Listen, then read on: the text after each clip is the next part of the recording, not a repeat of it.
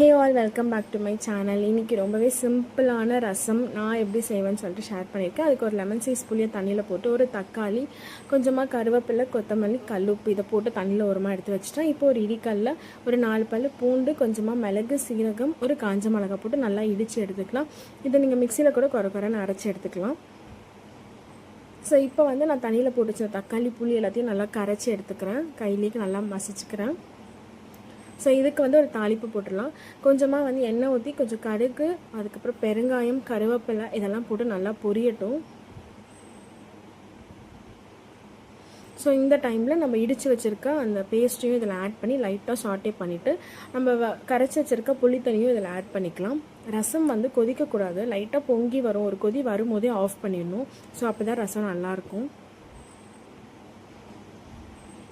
So இப்படி தான் நான் ரசம் வைப்பேன். ஸோ நீங்கள் எப்படி ரசம் வைப்பீங்க? இதில் ஏதாவது டிப்ஸு சொல்லணும் அப்படின்னா கண்டிப்பாக கமெண்ட்டில் சொல்லுங்கள். ஸோ இன்றைக்கி ஒரு கம்ஃபர்ட்டான ஃபுட்டு தான். ரசம், ஆம்லேட், ஃபிஷ் இதெல்லாம் தான் வச்சு நான் இன்றைக்கி சாப்பிட்ருந்தேன். இந்த மாதிரி வீடியோஸ் பார்க்கணும் அப்படின்னா கண்டிப்பாக என்னோடய சேனலை சப்ஸ்கிரைப் பண்ணிக்கோங்க. Thank you. See you soon. Bye-bye.